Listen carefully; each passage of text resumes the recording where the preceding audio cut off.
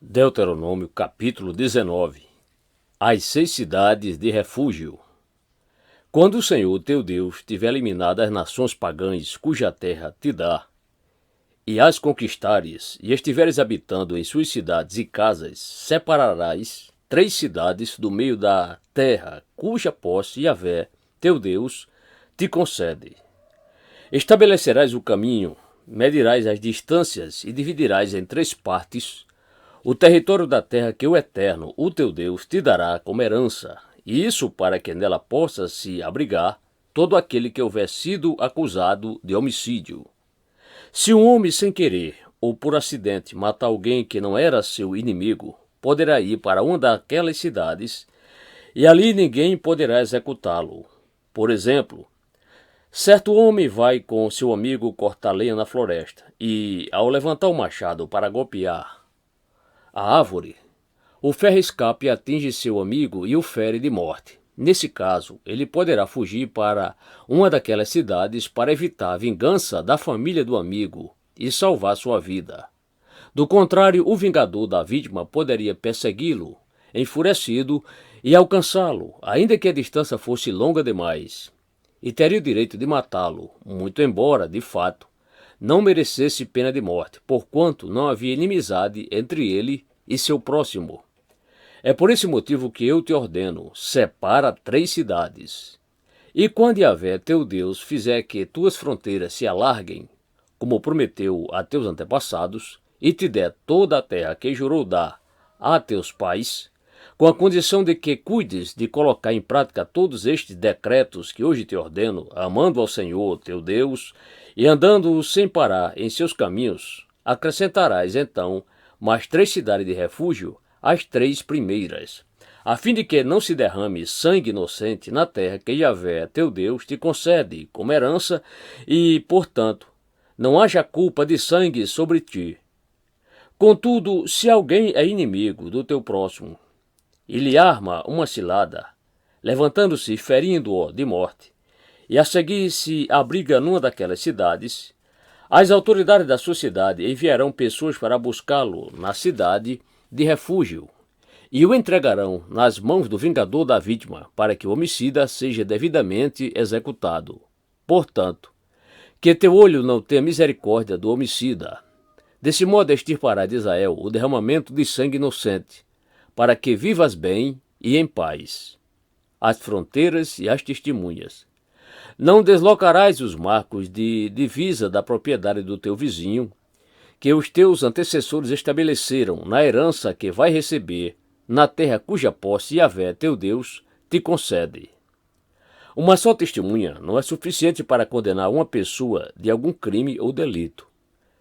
Qualquer acusação necessita ser confirmada pelo depoimento de 2 ou 3 testemunhas idôneas. Quando uma falsa testemunha se levantar contra alguém acusando-o de alguma rebelião, as 2 partes em litígio se apresentarão diante de Yahvé, na presença dos sacerdotes e dos juízes que estiverem em função naqueles dias. Os juízes investigarão minuciosamente o caso e, se ficar provado que a testemunha mentiu e deu falso testemunho contra o seu próximo, então vós a tratareis da mesma maneira como ela própria planejava punir o seu próximo. Eliminarás, pois, o mal do meio de Israel. Todo o povo saberá do ocorrido e ficará apavorado, e nunca mais se cometerá um crime desse no meio de ti.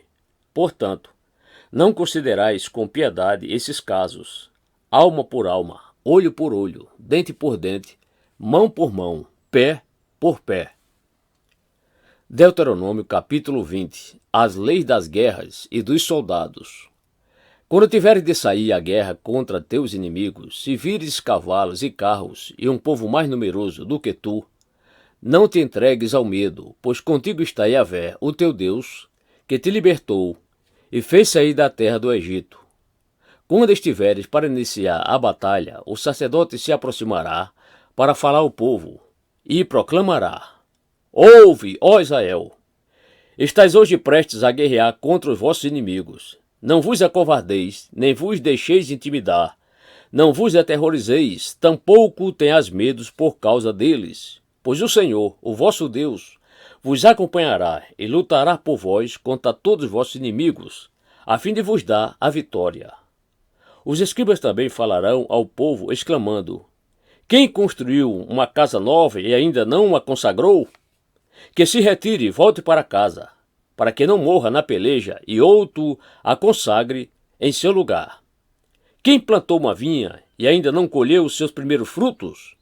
Que se retire e volte para casa, para que não corra o risco de morrer em batalha e outro colha os primeiros frutos que lhe pertencem. Há alguém comprometido para casar-se que ainda não recebeu sua mulher? Que se retire e volte para sua casa, para que também não corra o risco de morrer em luta e outro se case com sua esposa. E os escribas continuarão a proclamar ao povo: quem está apavorado e não tem coragem para prosseguir? Que se retire agora e volte para casa, para que sua covardia não desanime seus irmãos. Então, quando terminarem de encorajar o povo, os escribas designarão o chefe das tropas para o comando do povo. A estratégia de conquista total. Quando estiveres para combater uma cidade, primeiro propõe-lhe a paz. Se seus habitantes aceitarem e abrirem as portas da cidade, todo o povo que nela estiver se tornará teu escravo e se sujeitará a trabalhos forçados. Todavia, se eles não aceitarem a paz e entrarem em guerra contra ti, tu a sitiarás. Então o Senhor, o teu Deus, a entregará em tua mão e passarás todos os seus homens ao fio da espada. Quanto às mulheres, crianças, animais e tudo o que houver na cidade, todos os seus despojos, tu os tomarás como presa, e comerás o despojo dos inimigos que Yahvé, teu Deus, te entregou em tuas mãos. Farás o mesmo com todas as cidades que estiverem muito distantes de ti, as cidades que não pertencem a essas nações. Todavia, quanto às cidades dessas nações pagãs que o Senhor te dará como herança, não deixarás sobreviver nenhum ser vivo. Sim, sacrificarás como anátema os hititas, os amorreus, os cananeus, os ferezeus, os heveus e os jabuseus. Se os deixardes sobreviver, eles vos persuadirão a praticar os mesmos rituais pagãos e repugnantes que fazem quando adoram seus deuses, e estarias pecando contra Yahvé, vosso Deus. Quando tiveres de sitiar uma cidade durante muito tempo, antes de atacá-la e finalmente tomá-la, não deves abater as árvores a golpes de machado. Alimentar-te-ás delas, sem cortá-las. Uma árvore do campo é por acaso um homem para que a trates como um sitiado? Somente a árvore que souberes que é árvore que não dá frutos que se comam, esta então poderás cortar e talhar para fazer instrumentos que ajudem o cerco, até que tenhas conquistado definitivamente a cidade que está em guerra contra vós. Deuteronômio capítulo 21. Casos de homicídios ocultos. Se alguma pessoa for encontrada morta no campo, na terra que Yahvé, o teu Deus, te concede, para que delas tomes posse, sem que se saiba quem a matou, os anciãos, as autoridades e os juízes sairão e medirão a distância do corpo até as cidades que se localizarem ao redor da vítima. A seguir, as autoridades da cidade mais próxima ao cadáver apanharão uma novilha que nunca foi usada no trabalho e sobre a qual nunca foi colocado julgo, e a conduzirão a um vale de terras nunca aradas, tampouco semeadas, e onde exista um ribeiro de águas que corram permanentemente. Então, nesse local, sob a torrente, quebrarão o pescoço da novilha. Depois se aproximarão os sacerdotes levitas, pois foram eles os que o Senhor, teu Deus, escolheu para seu serviço e para que abençoe em o nome de Yahvé, cabendo-lhes também resolver qualquer litígio ou crime. E todas as autoridades da cidade mais próxima ao morto lavarão as mãos sobre a novilha desnucada sobre a corrente das águas, fazendo a seguinte declaração: nossas mãos não derramaram esse sangue inocente, e nossos olhos nada testemunharam. Aceita, ó Senhor, esta propiciação em benefício de Israel, o teu povo, a quem resgataste, ó Yahvé. Não julgues o teu povo culpado do sangue de um inocente. E assim a condenação pelo derramamento de sangue será propiciada. Tu, porém, farás com que desapareça do teu meio o derramamento de sangue inocente, porque farás o que é justo e digno aos olhos do Senhor. A esposa prisioneira de guerra. Quando saíres à guerra contra os teus inimigos, e Yahvé teu Deus os entregar nas tuas mãos, e tu deles levares prisioneiros, e tu, entre os presos, vires uma mulher formosa à vista, e a desejares como esposa, então a trarás para a tua casa, e ela rapará a cabeça, e cortará as suas unhas, e despirá a veste do seu cativeiro, e se hospedará em tua casa. Durante um mês completo, ela poderá prantear e lamentar seu pai e sua mãe. Depois desse período de luto, tu poderás chegar-te a ela e oficialmente desposá-la, e ela será tua mulher. Contudo, com o passar do tempo, se não te sentires felizes com ela, tu a deixarás partir em liberdade, mas de modo algum a venderás por dinheiro, tampouco a tratarás como escrava, pois a tens humilhado, forçando-a a viver matrimonialmente contigo. O direito do filho primogênito. Se o homem tiver duas mulheres e preferir uma delas, e ambas lhe derem filhos, e o filho mais velho for filho da mulher que ele não prefere, este homem, quando for repartir a herança entre seus filhos, não poderá tratar o filho da mulher que ama como se fosse o mais velho, em detrimento do filho da mulher que ele não prefere, mas que é o verdadeiro primogênito.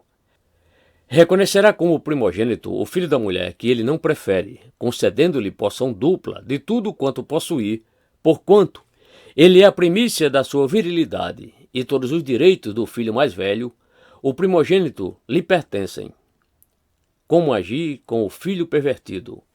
Se alguém tiver um filho rebelde, quanto mais indócil, que não aprende a obedecer ao pai e à mãe, e não dá ouvidos aos bons conselhos, mesmo quando o corrigem e disciplinam, o pai e a mãe o conduzirão até os anciãos e líderes de sua comunidade, à porta da cidade, e denunciarão às autoridades da cidade.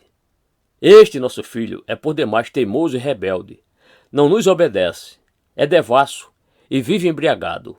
Então, diante desse depoimento, todos os homens da cidade o apedrejarão até a morte. Assim, portanto, eliminarás o mal do meio do teu povo. Todo Israel ficará sabendo o que ocorreu e ficará temeroso. O morto é suspenso no madeiro. Se um homem culpado de um crime que merece a pena de morte é morto e suspenso a uma árvore, seu cadáver não poderá permanecer na árvore durante a noite. Tu sepultarás naquele mesmo dia, pois o que for pendurado no madeiro está debaixo da maldição do desprezo de Deus. Sendo assim, não tornarás impura a terra que o Eterno, o Senhor teu Deus, te dá como herança.